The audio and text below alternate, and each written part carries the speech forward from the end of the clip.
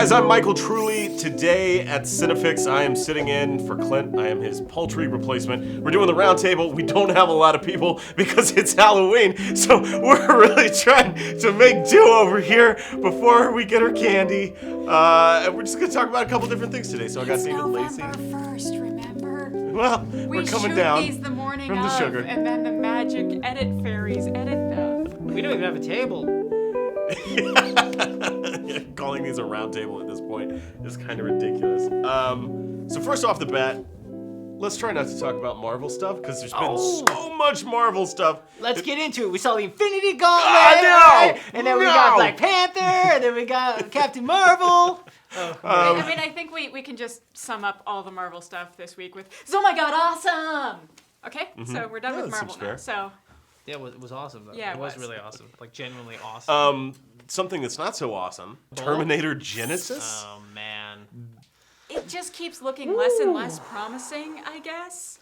Looking through the EW photos, it was like, okay, now here's a photo of every one of the cast firing a gun. Yeah. And then they had put in like the little blasts at the end. I was like, it doesn't make your movie cooler, guys. So they got everybody in a room just like this one because they all had super generic backgrounds. They were firing a gun in poses that showed no character whatsoever.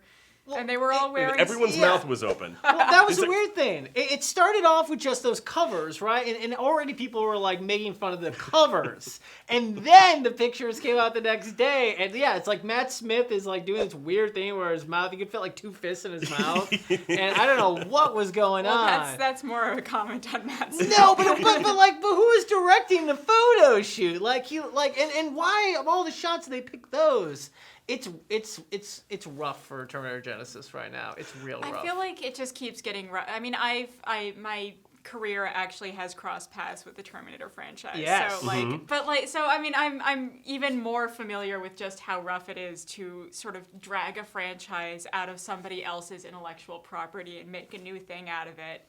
And so the write-ups on this were like, is it a reboot? Is it a sequel? It's both. Yeah. And neither, and all of the above, and then actually continuing to read the write-up, it sounds like it's just a reboot. Can I read the twist? Yeah, I know what you're going to say. Film. Yeah. This isn't a spoiler so much as... Strike that, let's reverse it. This is a spoiler because it's going to ruin the movie. Not like, oh, you took away the surprise of the movie. It's that this is terrible. But this is a rumor, right? This is not fully confirmed. I have no idea. All right, let's talk about it anyway. Sarah Connor isn't the innocent she was when Linda Hamilton first sported feather hair and acid-washed jeans in the role, nor is she Hamilton's steely zero body fat warrior in 1991's T2. Rather, the mother of humanity's messiah was orphaned by a Terminator at age 9. Since then, she's been raised by Schwarzenegger's Terminator, an older T-800 she calls Pops. Pops! It's the best so part. Terrible. The movies are supposed to be about a giant killer robot coming to hunt you down, right? Like, that's... Yeah, it's weird, though. It's almost the plot from the Sarah Connor Chronicles, a TV show, where they were like, where it was John and Sarah, and they had their Terminator with them the whole time while he was trying to go to high school and stuff. But yeah, the Pops thing is, I think, what solidifies the crappiness. I mean, that's the thing. It's like, I like who they cast, but then they came out with those pictures. I actually don't mind the idea that they're changing the timeline by having the Terminators try to take out, like, early Sarah Connor when she's young, which actually kind of makes sense. But then they ruin it with the Pops. It's like they keep on doing this stuff where it's like, it's maybe not so bad, but then they do something so hokey, so dumb that you're like, you can't help but laugh at it. I mean, the fact is that, like, I feel like the franchise is just trying to keep, like, the good Terminator and the bad Terminator trope that they started with in T2, but... Well, I mean, the whole point is to keep Arnold in, right? Because they're like, so this is the Terminator ages because of the organic tissue over him, and that's I think primarily the big reason why they're doing it this way is because it's weird to have an old-ass Terminator. It's weird to have, like, a 60-year-old man be a immortal, freaking He's just robot. like squeaking. Yeah, exactly. Does she have to oil Pops? Yeah, that could get weird. I mean, listen, like I said, I like the cast, but a lot just because I just like everything these people have been in, Emilia Clarke is great. From Game of Thrones. Game of Thrones. I loved Matt Smith as the Doctor, so I'm excited he's in it. Though apparently his character is question mark. Does it say that in the cover? It's like Matt Smith. That is question mark. Like they haven't revealed who he is yet. He's probably the Doctor in this too. So. Yeah, exactly. Well, that's the thing. It's like I'm like he's probably like he probably like he Shit, has that something would to do be with time amazing. travel, obviously, right? They're like, we need somebody who's the time travel expert.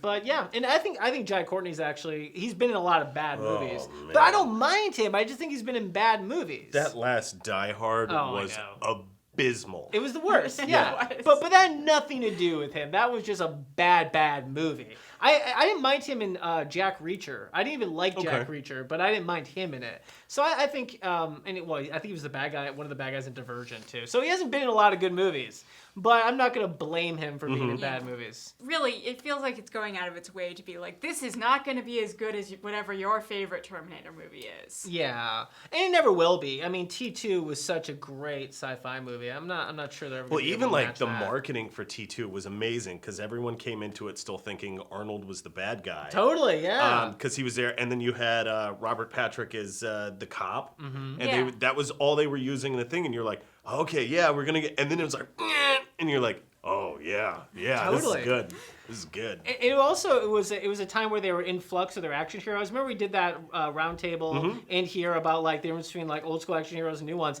and that was like when you see Arnold's all big and muscly, and you get Robert Patrick who was like this like slender guy, and you're just like, wait, he's more powerful, and it was like blew our '90s minds, changed everything. It's such a bad franchise at this point. But the rights are still going to revert to Cameron in like 3 years, right? God, I hope so. But I think they're trying to squeak out a trilogy before that period. I think They're has been always the plan, trying to right? squeak out a trilogy. Yeah, but they actually have a deadline because Cameron's going to get the rights back, and Cameron has no interest in doing any more he won't Terminator do movies. any. Yeah. So. Not unless there's a Terminator on the Titanic. Uh-oh. I feel like Cameron having no interest in doing another anything is not as permanent a statement as it could be. He's still got 3 Avatar movies to make. I mean, that's going to take a long time. There are The script's objectively Yeah. there are objectively better decisions for him to be making because at this point, Terminator's just so messy. There's all these sections of the universe that have been staked out by, I think at this point, 4 or 5 different intellectual property holders, and it's complicated stuff. They can't just do a reboot. They have to do crazy. Well, that's the tough part with any movie that has time travel in it is if you don't keep it on a super tight leash, eventually it's just this messy sort of thing that you can't really follow. Well, yeah, but the fact that, Star Trek could do a reboot.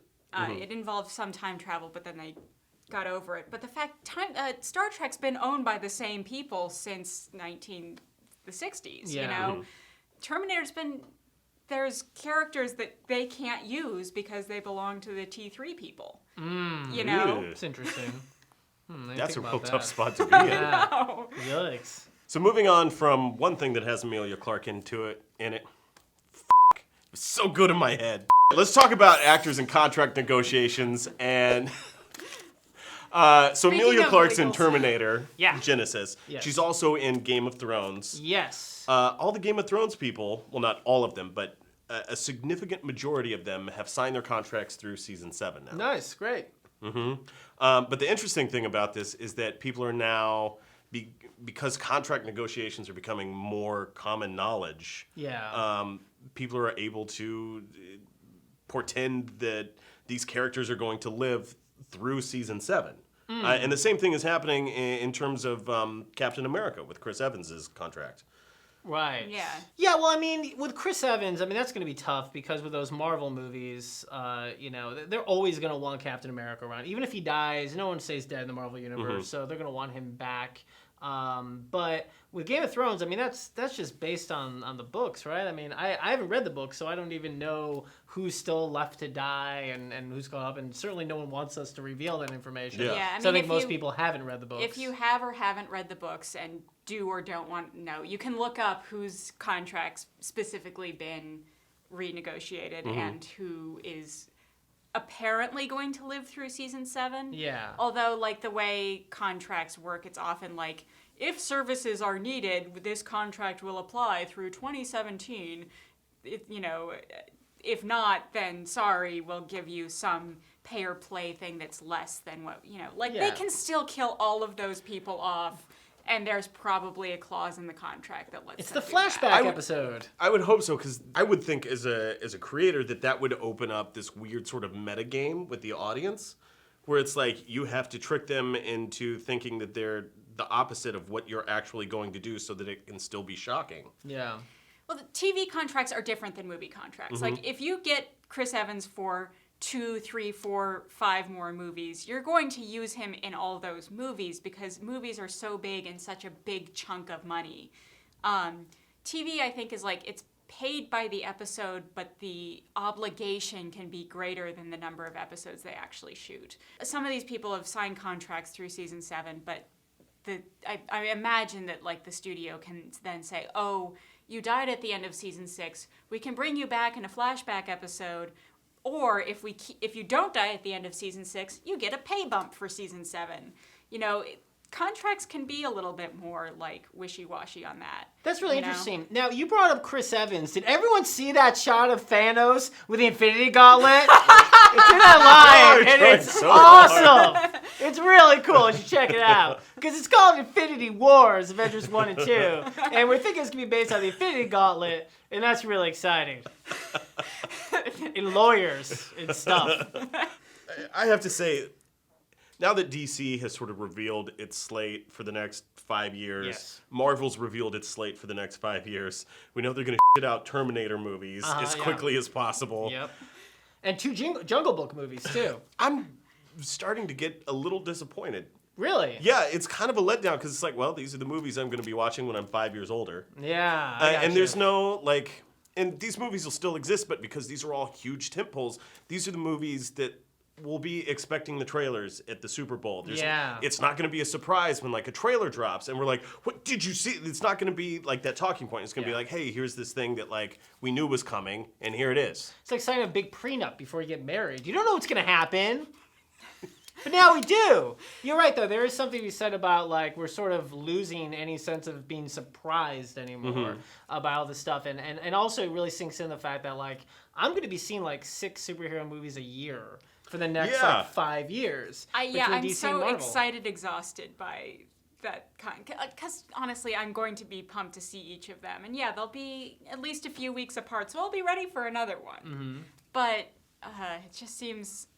I feel like the things that I'm actually legitimately excited for now, for this reason, are the smaller movies that like go into more interesting, you know, intellectual territory or whatever it is that you like to do. And I feel like that's why when the R-rated comedy's making a comeback, that's what gets written up every in other Variety. year. Yeah, because those are the things that surprise us. It's like, oh, the superhero movies will only be news if they flop and severely disappoint. Well, that's the other thing, too, is it's weird because, like, every time Marvel announces a movie, it's like another $1 billion they're going to make, right? And that's all I can, like, there's so much money that they are planning on making for each one of these movies. It's astounding to me. I just like, wow, it's like, is it too big to fail? I don't know, it's really interesting.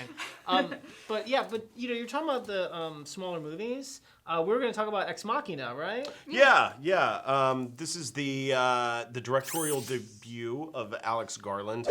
If you're not familiar with Alex Garland, you absolutely should be.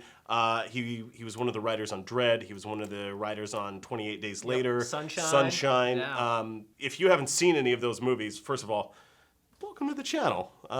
Let's check those movies out because they're good. Yeah. I don't know where I'm going else with that, except that the trailer looks really good. Yeah, it looks excellent. I mean, first off, what's really cool is that 2 of the actors who are the leads are going to be in Star Wars. It's got Oscar Isaac and Donald Gleason, so that's really cool. But yeah, essentially, it's it's like a really cool looking version of that movie Simone. There with Al Pacino. Basically, Oscar Isaacs plays the guy who's like, a tech giant, and he gets Donald Gleason to visit him in his secluded, like, tech cabin in the woods. And it's apparently it's going to be about, this AI, this interesting, sexy female lady AI. I think I love the trailer, but I think what's most interesting is like usually movies what they do is they're like to keep the budget down. They're like it's a sexy lady AI, and you might see part of her being sort of cybernetic, but the rest of her she looks like a normal girl. She does not look like a human at all in this trailer. Oh no. Yeah, And no, it's- like they just pasted a face onto a robot. She's like straight up Yeah. putting an arm on at one point. Yeah, and that's going to be really more interesting because you know that there's going to be this weird sort of psychosexual thing going on in here, and that's going to be even stranger because the fact is she really does look like a weird. She basically looks like a hot chick version of an Apple store. She's just gray and made of like clear like glass type material, so it's really going to be interesting. I mean, from the trailer, it also just looks like the story's something that were it not for the CG needed to create the weirdness looking of the robot, it could be like play.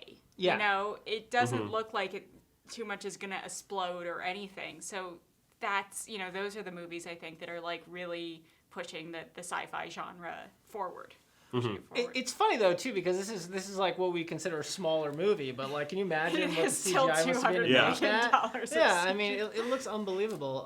But that I'm very excited for that. I think that's going to be really good, and yeah, he's just really talented too. I love Sunshine 28 Days Later. If you guys haven't seen, I'm sure you guys see 28 Days Later, but you should check out Sunshine. It's His super novel, crazy. The Beach, is fantastic. The Oh. movie, Yeah. but the novel's quite good. So talking about all those Marvel movies coming up and everything, and DC has announced its slate. DC is also looking for a female director for its Wonder Woman movie, which Yeah. I think is really that's- admirable. Yeah, no, that's technically the way they should go. But, you know, after they made that announcement, of course, everybody had the obligatory internet article is who's on our list. Exactly. Yeah. Oddly, it's the like lady-oriented sites that had some of the most terrible lists. Oh yeah. Okay, good, because I saw that list you sent over, and I was like, this is a fucking shit show of a list. What was the one that number one was Lena Dunham? Like our absolute number one choice. is Hello clearly Giggles Lena Dunham. had Lena Dunham as number one because she's so good at bringing her own viewpoint, to, you know, making things her own, which is true. Right. I'm not a huge Lena Dunham fan, but I appreciate her work, and I definitely appreciate her ability to make her, you know, make things her own. Which is exactly why she should not take on Wonder Woman. Thank you. Can you imagine a mumblecore Wonder Woman? It would be like the worst movie I know, ever like, Can you really made. lots imagine of stuff. Wonder Woman as a character in Girls? No. I think what's weird is I think when we all heard they wanted a female director, there's really only like one person we all assumed who would be the one who would do it, Absolutely. right? Which is everyone could say it together. Catherine Catherine Bigelow. Bigelow. I mean, come on. I mean, she directed Point Break. She directed Strange Days. She, of course, directed The Hurt Locker. I mean, she is, you know, an amazing action director, just a good director in general. And it sort of feels like she would be born to have this role as the director of Wonder Woman. I mean, Yeah, she she's seems got perfect. those big Yeah. set pieces locked down. She's got that tension locked down. She could be Wonder Yeah. Woman. She might actually be the real Wonder Woman that like came came to America and decided to be a director. And it's just super weird that like, you know, all these lists are like, no, that's too easy. Let's No, I mean, put some other director that no one they knows. all have her on that list, and I'm not sure I think that she's a good, obvious choice. I'm not sure she's actually my first choice just because the Zack Snyder DC verse is already sort of dark and gritty, Ugh. and so I don't know if I want a Hurt Locker Wonder Woman either. Right, but I think that like I think If it's a Point Break Wonder Woman, sure.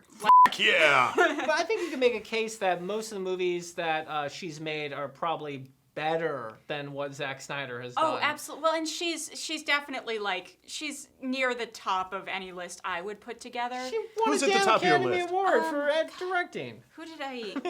I don't know if I have somebody at the top of my list. I know. Christina wants Catherine Hardwicke, director of Twilight. She is also on every She's a list, big and fan that's of. that's like the thing that really drags any list down Yeah. into the silly territory. Twilight is Well, it's like when you real do bad. Lena Dunham and you do her. That's like a 1-2 Yeah. You punch know, of like, actually, who no. might be good is I saw on one list. I think it was a Forbes list. Was Angelina Jolie? I was wondering why that wasn't on any list I saw, because to me, she makes sense. She's directing good movies. She could have been Wonder Woman 10 years ago. Like, I was surprised she was on either of the lists. Yeah, no, both of those lists, they were from the Mary Sue and they were from Hello Giggles. Both of them were from like actual lady sites. Ah. The non-ladies, like Forbes, I think recalling off the top of my head, had a pretty decent list. There were only 5 people on it, but I think all of them were fairly legit. Yeah. But yeah, Catherine Hardwicke keeps coming up as like. So weird. Well, I feel like that should be your 5th choice, maybe.